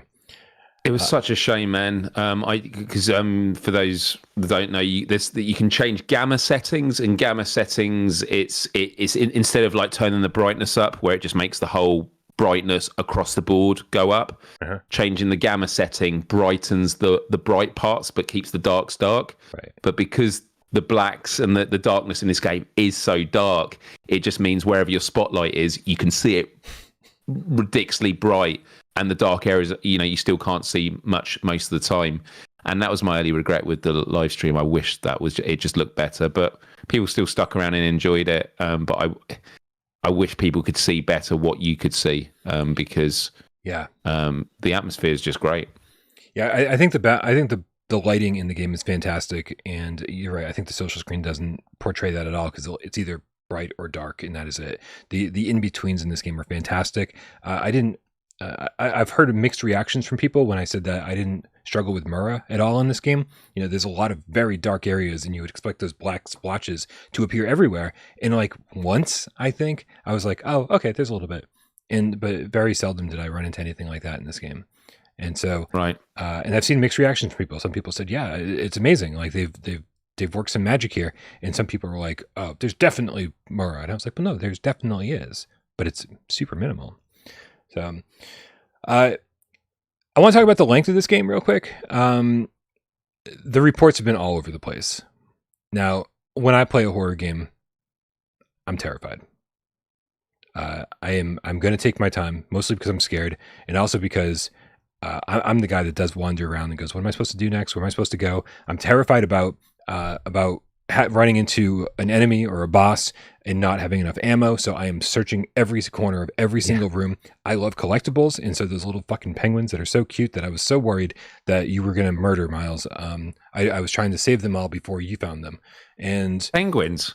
What are they? They're like little purple. I thought they were squids, weren't they? Weren't they squids? Squids. Yeah. Octopuses? I don't know. But penguins made this conversation funnier, so let's roll with it and pretend. No, for sure. I was going to say, like, I would have killed him. I mean, I wouldn't have killed him if they'd been penguins. Yeah. No, you're right. They were squids. In my head, they were like little weird ass purple penguins. But you're right. They have the cuteness of that though. Yeah, they're super cute. And so I was searching every corner of every room, and right before I would leave an area, I'd go, wait a minute, I got to look back, and I look at the map and go, and there were doors that I hadn't accessed. And so I'd go back and be like, okay, I need to make sure that I've hit every single one of these doors. So for me, it was a 4-hour game, and I ended the game with only 22 of the 30 collectibles, something like that. So I could have spent longer. Other people said they got through it in 2.5 hours, and I'm like, all right, that's cool. It sounds like maybe you played a completely different way than I did. I played on normal. AJ played on hard, and it took him 3.5 hours. So if you're the type of person who's concerned about the length of the game and you want to get the most out of it, I say play on hard. I definitely think I could have played it on a harder difficulty. Yes. I mean, normal was fine, but I think it was because there was one moment where I dropped the magazine and this enemy was clobbering me for quite a while, and I thought I'm dead, and I still survived, and I thought, I should have been dead by then. But there's not. I think to 100% it, there's no platinum trophy. Why? Oh, why? But it's a real downfall. Great. Downfall, because you have to complete it on nightmare mode, and there's a trophy for speedrunning it in less than an hour. And I was like, these are the kind of things I love doing to get platinum trophies. Yeah. Something else, a small detail I like again. I straight away I was just like comparing it to Resident Evil Village. When you get the chain cutters, it's not you don't just go up and it floats and then cuts it. No, you have to both hands and do it. Like simple things like that. It just, this game, I think this is why I love it so much. It is so seamless. Like no cutscenes, and some people in the chat say there's nothing wrong with cutscenes. I actually don't have a problem with cutscenes. I'm just saying what gives this strength is there's this continuous sense of this game, which is you're in a hotel, you're constantly moving on to the next thing, which reminds me of like Resident Evil 2 a lot, of just, doing the next puzzle. You're trying to get out of this police station. Here it's like it's in a hotel and you're having to do a lot of backtracking. But it's the fact that whether it's you're talking to people or, you're meeting new obstacles or puzzles, or you're getting items that you have to interact with, it's all in the same space. And as you mentioned about the exploration, when I first started playing the game, I thought, I just want to get through this. But then I was actually like, no, I actually want to go room to room and see what's inside these places. Yes. I want to check them all. And I don't know, man. I think it's one of the best VR environments in terms of like world building. This hotel feels real. You want to explore it. And yeah, I mean, for me, it's going to be without doubt a top PSVR2 contender. I think it is arguably one of the strongest horror games on PSVR2. I'm not quite ready to have that complete debate yet, but if you're into horror games, that's for sure. Yeah, exactly. Yeah, exactly. If you're into horror games, I think this is a must buy. I mean, you gave it 9.5, which is a phenomenal score to give it. Change to 9.4. Oh, not sorry. Yeah, my update. Okay. Yep. And how much does it cost? $20. We're taking back the budget price. That is a fucking steal. It really is. Like, for me, unless you're someone that's going to complain about duration and saying, oh, it's only a 4-hour game, I think the intensity of this game, like, when I live stream horror games, I always say to myself, I'm going to try and do an hour, because just the anxiety and stuff. Yeah. And then I was like, actually, I want to do a bit more. I actually ended up doing 1 hour 50, which is phenomenal. But when I stopped playing it, I did feel it, as I said earlier, in my bones, like the constant, it's constant anxiety and terror in this game because you're constantly on edge. Someone in the chat is asking if it's episodic. Listen, we don't want to spoil the ending. Okay, this is the important part. I haven't seen the ending, so I don't know. But listen, yeah. We don't want to spoil the ending, but somebody did. I've seen a couple comments from people saying you're only getting half of a game here, and I think that's a real problem. And I think the problem is people don't understand the difference between getting half of a game and ending potentially on a cliffhanger. And right. and I think when you look at a $20 game that is this polished, it's the end dream syndrome, where you're going to during the entire time that you're playing it, it's going to be mad fucking quality. Yeah. But there's just not a whole lot there. And so and so just keep that in mind. I feel like the story is good enough where it is, ends at a good enough point, and makes me excited for the sequel. I don't think you're getting half of a game here. I don't think you're getting half of a story here. Ending on a cliffhanger is fine for me and makes me more excited to play the sequel when and if that eventually comes. So that's kind of where I stand on this. It sounds like there's more coming. I haven't talked to the developers about this, but obviously the game's been out for a little bit on other platforms, and I think that this is like sort of what's been said is that there's more coming. Maybe I don't know if it's going to be Propagation Paradise Hotel 2, or if it's episode 2, or what the deal is. But I feel like this is well worth your $20 as is. So don't be like, oh, they better deliver some free DLC and complete the story. So that's kind of where I'm at on that.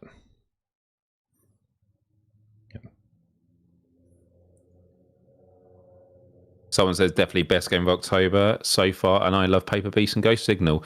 And I would say I actually enjoyed this more than Ghost Signal, and I absolutely loved Ghost Signal. And by the way, that is not because of what happened. Like, I absolutely, I loved Ghost Signal and put a lot in it. Again, it's not to do with, you could say I've only played 2 hours. I'm just saying what I felt in the headset in this game was so immersive. Like, I genuinely felt like I was exploring. I felt like I was that character. Like, and I think that also comes down to the mechanics.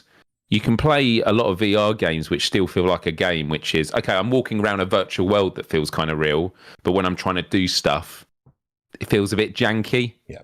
This, I genuinely felt like I want to grab my gun. I've grabbed my gun. I want to. I love the how the health works. The health is which cool. is you get a health spray, and then you pick up little vials that you add to your health, which is really cool. I love that you just got your little torch on you. Again, that's nothing new, but I do like the way it works, and you have to keep adding batteries to it. Mm-hmm. And the inventory is a bit cumbersome with the Monopoly board, which I love that term. I will never unlearn it. But looking at the map and stuff, I think the map's great. Right. Yeah. MK in the chat says, quality, not quantity. These things are not mutually exclusive. Sure they are. When you're talking about an indie studio who only has a certain amount of time and money to spend on a game, I 100% mutually exclusive in certain respects, in certain situations. And again, End Dreams has proven this. You only have a certain amount of time and a certain amount of money to get a game done.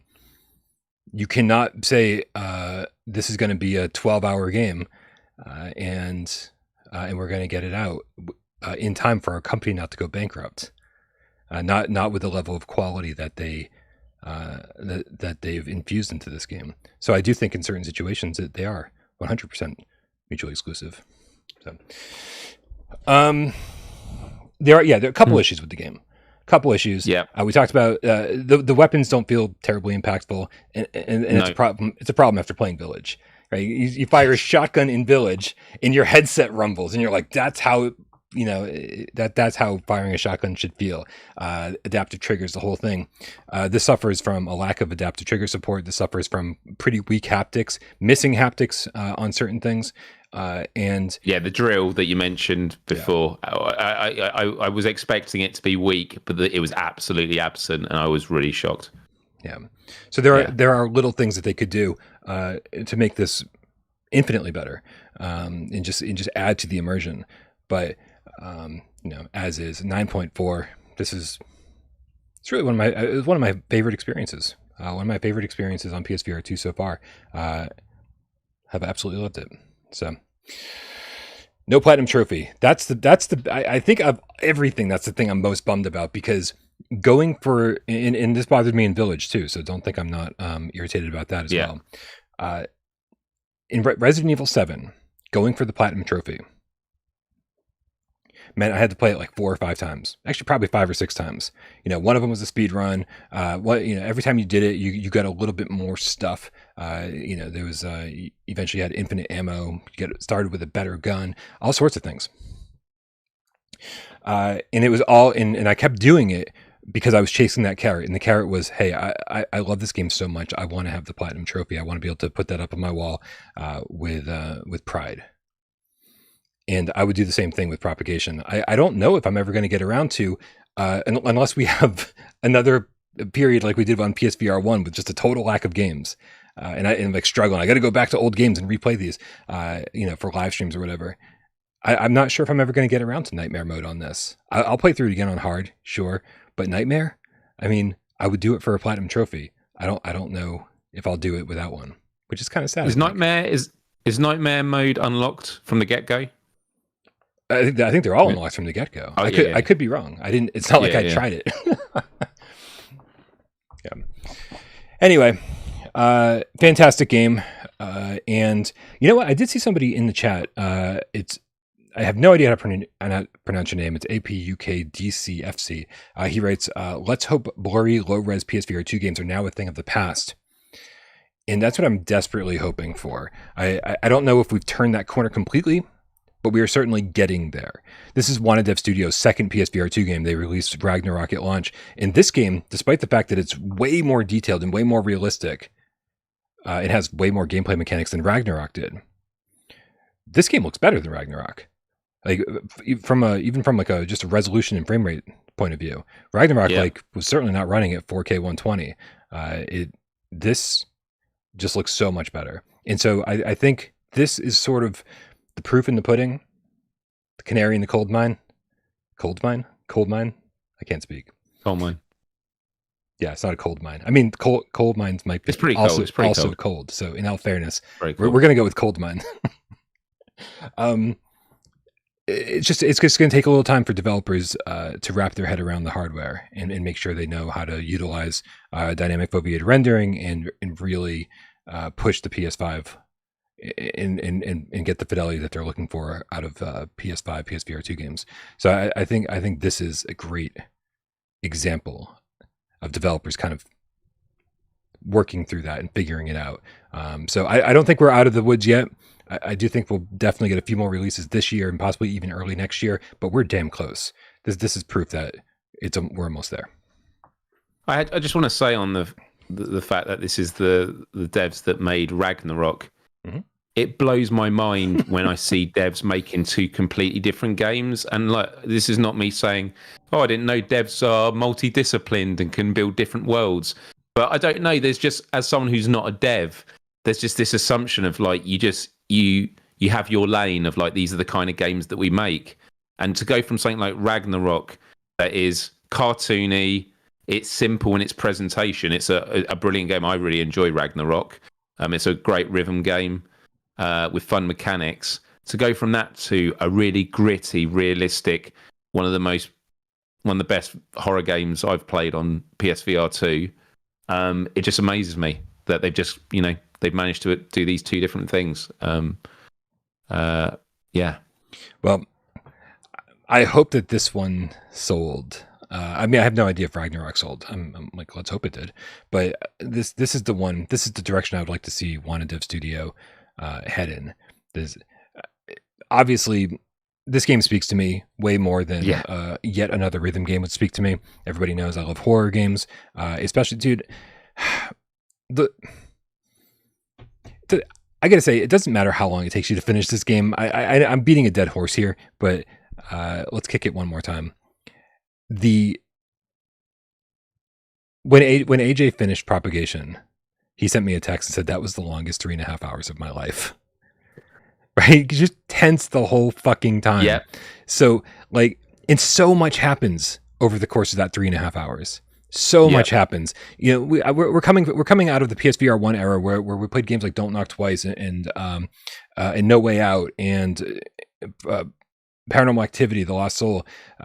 We had so many horror games on PSVR 1, but so few of them felt full featured like this. And, you know, almost none of them had boss fights. Some of them didn't have combat. A lot of them didn't have great puzzles, very simple puzzles. I think this just kind of hits all the notes properly.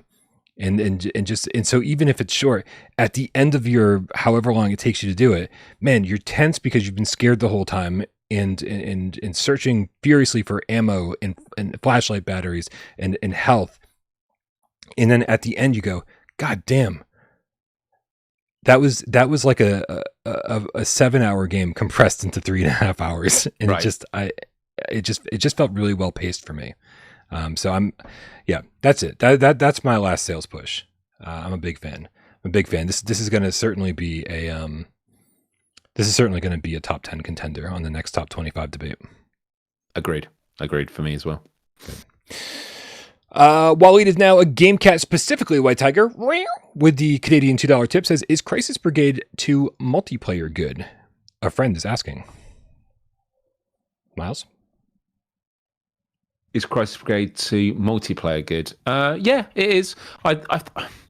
It's a small game. There's not a lot of content to it, but friends of mine have bought it and we've played it together, and it's a good time.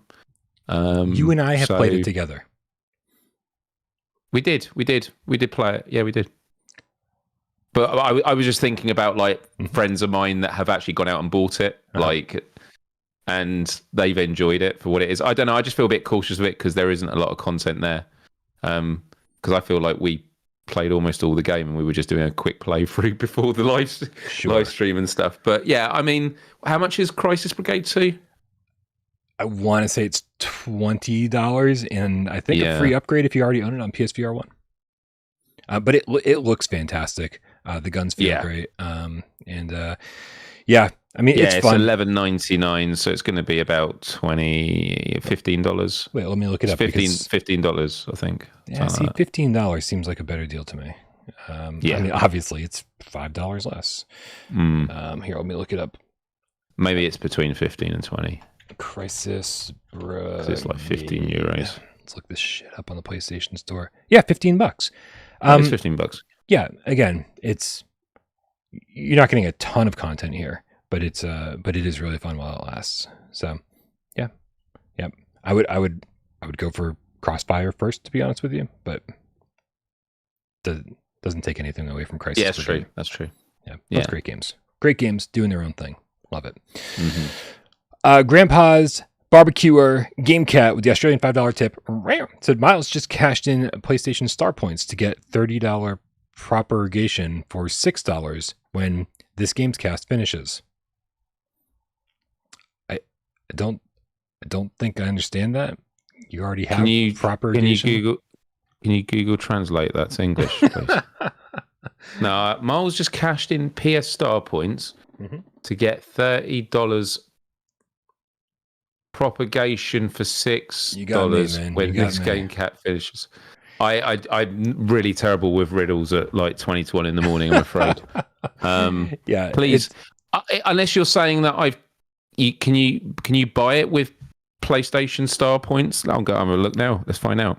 Because PlayStation Star, you can cash in points for certain games, but I don't think they've ever done it for VR. Maybe he's saying Miles, he says just cashed in. So maybe he's saying Miles, I just cashed in PlayStation Star points to get $30 Propagation for $6. Or Got it. Yeah, I don't know, man. Like this is. I think you're right. I think you're right. I think that's it. Yeah. Which is awesome. Yeah, because if you can cash it in for cards. You can. That's awesome. That's a really good investment. Enjoy it. Alejandro T. Catalorgic says, I understand. Damn it. We need to translate it. Yeah, sorry. You got to forgive me, or I'm being really slow. All right. Well, since you're really slow and I am, my voice is starting to go. Everyone's telling me what you said now. Yeah. Like it's all coming in lagged, and I'm like, yeah, okay. All right. Who got it? Well, while you're all explaining to Miles what happened, come on, you guys got to admit it was a weirdly written tip.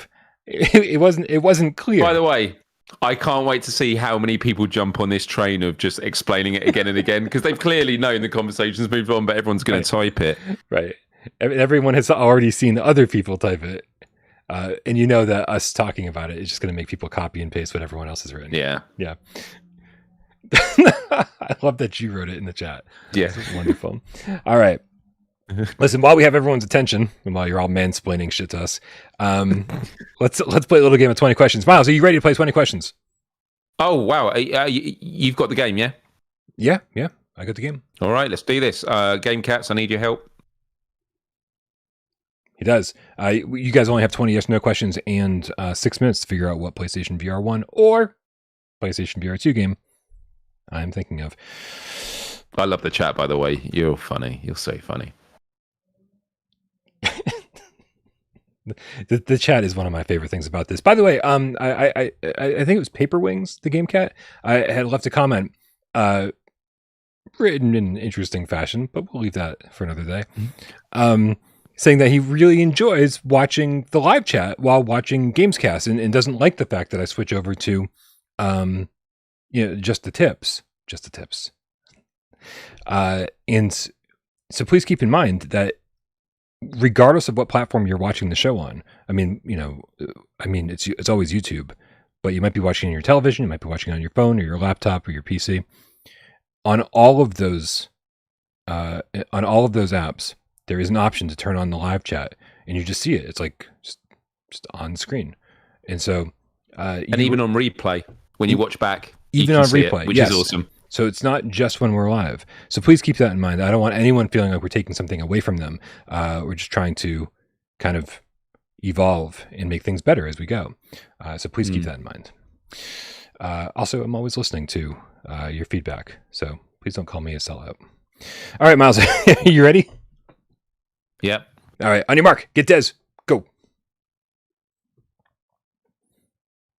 Is it only on PSVR 2? Can you rephrase your question to something I can answer? Is the game on PSVR 2 and not PSVR? Yes. Okay. Okay, it must be on other platforms as well.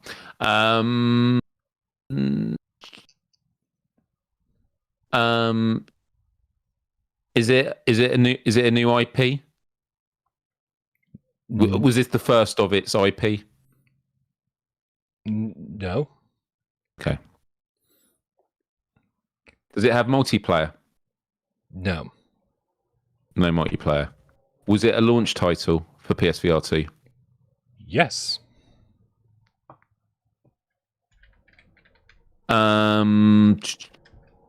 Is it horror? Is it a horror game?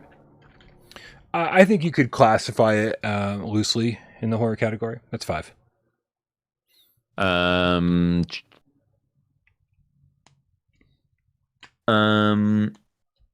Oh man.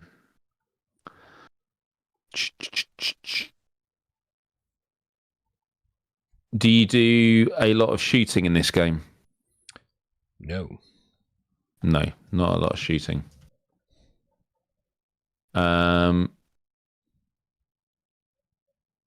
Guys, Resident Evil Village is horror. Just straight out horror. So it's clear no one listens to me. Yeah, I know. Ever. Townsman's got some horror elements to it.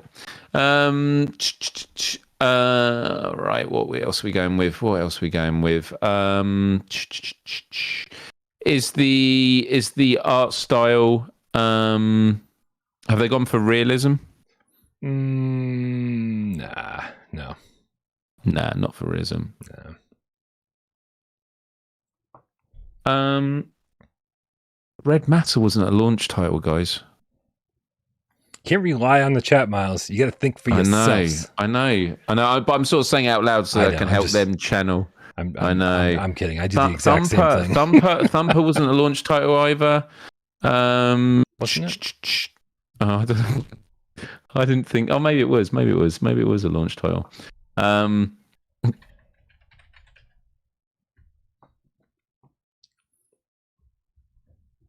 Is this a rhythm game, Brian? No. It's not a rhythm game.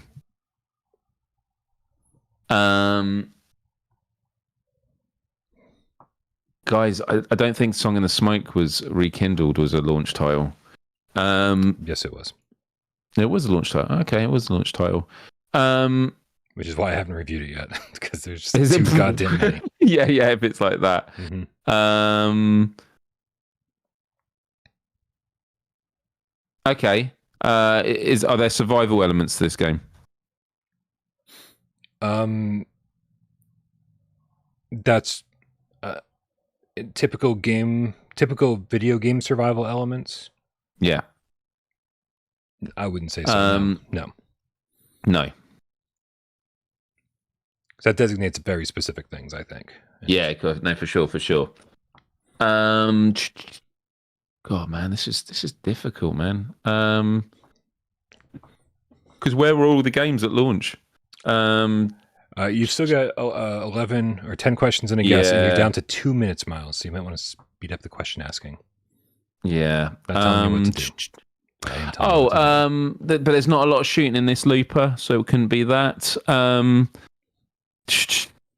I would say that Horizon Call the Mountain has gone for realism, even though, oh man, not Super Death Game Show. Are there dinosaurs in this game? Like old people? No, as in like yeah, there's dinosaurs in this game, Miles. Oh god, I'm about to get a copyright strike. Sorry, it was pretty accurate. Are there dinosaurs? It was spot on. I couldn't tell the difference between you and John Williams. No. There's dinosaurs. Yes, that's 10. There are dinosaurs in this. And are there lockers? Are there lockers in this game? There's lockers, sure. Yeah. Lockers. And are the dinosaurs not able to get into the lockers? Nope, they're not. Okay. They're dumb dinosaurs. Is this Jurassic World, Brian? Jurassic World Aftermath. Indeed it was. Launch title by... Collection. Was it called The Complete Collection, or was it... Maybe. There's probably something, because it was released episodically on other platforms. We'll get the entire collection at launch on PSVR2. It's okay. I played about an hour, 2 hours of this, and I was incredibly bored. Oh. How much have you played of this? I've played quite a bit. I mean, I played the beginning bit a couple of times, and on my Let's Play, I got a lot further. I don't know. It's quite hard to tell how far I've got into it. I've got into like the big canteen areas where you're dealing with multiple velociraptors. I don't think I've come across any other new enemies and stuff, but I'm sort of in two minds about the game. I'm enjoying it so far, but I don't know if someone told me that like it just gets better in the later episodes. Oh, that's good to hear. Because yeah. Yep, it's has not excited me. It's always cool getting to a new area and exploring new things. But honestly, I feel like if they're not going to give me a gun, which they're obviously not going to do, then I'm losing interest by the second. Because it's fine, I feel like, to be stalked by dinosaurs for the first couple hours of the game. But god damn it, give me a gun so I can fight back at a certain point. Like, eventually, there needs to be a change where the power dynamic shifts. And that ain't you have a machine gun. That ain't fucking happening. Yeah, let's kill them all, man. Gun. They've already died once. They already had a chance at life. Let's renew their extinction. Yeah, exactly. Yes. Rody, the GameCat Army General, says it's on sale. In fact, it is on sale. It is going for half price right now. Actually, is it only for Plus? It says save 50% with PlayStation Plus. It's $15 instead of $30, and that's about as most I'd recommend paying for this. If you're interested in Jurassic World, you want to do some stealthy stuff. Yeah. It does make me think how much more terrifying it'd be if it was with realistic graphics. I mean, I do like the art style, but it does make me think. Again, Robinson, The Journey, the Velociraptors in that game terrified the fuck out of me. Like. Yeah, I don't. Yeah. If it had a realistic art style, I would be singing a much different tune because I'm actually really scared. I would be really scared playing it. This is whatever. Just want to make sure I didn't miss anything here. Scrolling through, look at it. You can see me scrolling through the chat, which is weird, very weird. GameCat Chicago with the $2 tip says, "Have a spooky weekend, everyone." You as well, GameCast Chicago. Spooky. Steve Irie says the Raptors should have boxing gloves. That's really strange. Guys, this has been fun hanging out with you as always. Miles, fun hanging out with you as well. Always. Make sure you go subscribe to Miles. Still killing it with the live streams. Amazing.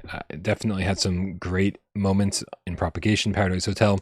I said it. I think on Wednesday's show, I was watching you play Afterlife VR. Afterlife VR is not a game I really recommend you pick up unless you just need to play every kind of janky horror game there is. And I had way more fun watching Miles play Afterlife VR. And guys, listen, as long as you're in the description, clicking links and joining our Discord and subscribing to Miles' channel, go check out Virtual Strangers because Wes has scheduled his annual Here They Lie playthrough for later tonight. It's only a couple hours away. Awesome. So it's always an interesting journey to take with Wes through Here They Lie because he's not just playing it and shooting the shit and talking about his day and what happened at Walmart. He's like dissecting the story and like analyzing it and like really giving you a perspective that maybe you didn't know yourself. That's awesome. From playing it. So always fun to check it out. Just happy that I beat a score in Gazzlers. That's all I really care about. All right, guys. Thanks everybody who helps this channel run. All my amazing moderators. There's a massive list of them, and I love them all. Rypop for putting this up on podcast services of your choice. Sci-Fi GameKit Henry for putting timestamps into the show after the fact. Everybody who helps the channel financially over on patreon.com/withoutparole and here by being members. We really, really appreciate you. Plus the people who are tipping during the show, we thank you very much. You're keeping the lights on. You're keeping the pizzas coming, and you're making sure that I can keep doing this. And it really makes my life easier and so much better. Also, thank you to everybody who hangs out during the show, everybody who helps during 20 questions, keeps us entertained while we're trying to keep you entertained, and of course, everybody who sits back and watches the show and doesn't say a goddamn word. We know you're out there. The numbers don't lie. And we love you just as much. Happy Friday, Miles. Happy Friday the 13th, Brian. Happy Friday the 13th, Game Cats. Have a great weekend. Catch you next time.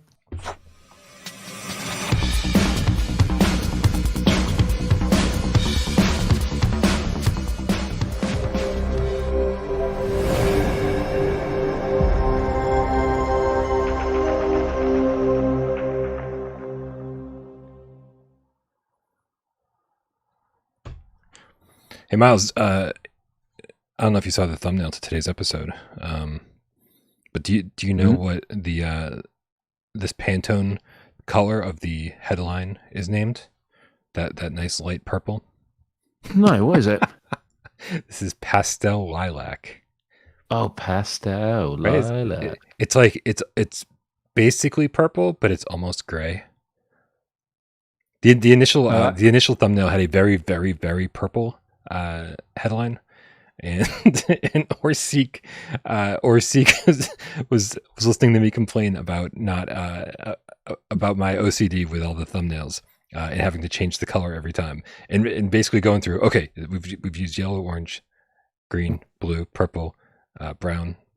And now we have to start over again. And he's like, there's different colors, than just the primary colors in the rainbow. And I was like, oh yeah. And so he suggested this one. And so I changed it from a deep purple to pastel lilac. This is the kind of shit that no one fucking needs to know, Miles, but I have this need to share with everybody. So now you all know that, and there's no not knowing it. Have you used teal? You used teal before, haven't you? The color teal? Yeah, on your thumbnail. I mean, I've used colors that look like teal. I don't know if they'd be specifically. Hey, teal's quite old. Yeah. Was enough dicking around. We've got a clip of the week. You want to see clip of the week? Do I want to see it? Dude, this is so good. This is so good. And I want to thank Izzard for cutting this out and submitting it in the Clip of the Week channel. Remember, guys, you can always submit clips of the week, whether it be things that you thought were funny on GAMESCAST or in some of our live streams, AJ's channel, West's channel, doesn't matter. Clips, those kind of Clip of the Weeks, or if something amazing happened to you in a game while you were playing it and you submit that video, make sure you just submit it in the Clip of the Week channel over on our Discord. This is a good one, Miles. This one is you might recognize the person in this video. Are you ready? Let's do it. Let's do it. I guess we're going in here. Yikes. I hope there aren't any rats. I don't think rats are what we've got to worry about. Ah, shit! Fuck. Man, this is great. This is great. Miles, I'm so happy that you do these live streams with the heart rate monitor, especially that okay, as great as that clip was, and as great as it is to see your heart rate monitor go up, I gotta say my favorite thing about the Propagation Paradise Hotel stream that you did was that when you started it, when you first went live, it was like 120. It's because I was racing around. I was racing around trying to get everything ready in time. I get it. You were running around and you were doing actual physical activity, and so your heart rate was up. But it was just so funny because the impression that I think everybody watching got was that you were just so goddamn nervous. Oh right. No, but to be fair, it then dropped to a steady 100, which is still higher than my rest rate. And yeah, that is. I mean, you can even hear it in my voice. I'm going, "Hey everyone, welcome to another." Doing all the stuff that I say hundreds of times on all the other Let's Plays, but this one, I sound like I'm unnerved. And yeah, I was unnerved because I'm like, what have I got myself into? There's a lot of game cats that haven't watched the live stream yet because they want to play the game first. Yep. I always respect that. Definitely go play it first, but then afterwards you can go back and see how I reacted to stuff. There are some real like holy shit moments where I'm just like screaming absolutely out loud. It seems like it's performing well. The last time I checked, you've already got quite a few views on there. Dude. So. It's my third most watched live stream in the last 28 days already. Yeah. And I just appreciate all the support, because you guys enjoy them and keep coming back. I will continue to keep playing these games, and tomorrow I'm going to be playing another batch of 3 games. Haven't confirmed yet, but I think one of them is going to be the Angry Birds game. Okay, yeah, that should be fun. All right, well, a little less scary. Yeah, hopefully you got a horror game mixed in there. Have you streamed Organ Quarter yet? No, I haven't. I need to get that actually. So maybe I could do that. Yeah, good stuff. Good stuff. Silent Hill peeps will love it. I kind of feel like now I've played Propagation Hotel, a lot of Organ Quarter, and that will be a piece of cake in comparison. Or do you think it's still scary in its own way? Piece of cake by comparison. Really? Yeah. It's got its moments, but nothing compared to Propagation. Like nothing compared to Propagation. I definitely feel strengthened by playing that experience, and it's not going to take away from the other horrific games that are coming up and the ones that I dread. But yeah. Nice. All right, guys, thank you so much for hanging out. We love you all. Have a great weekend.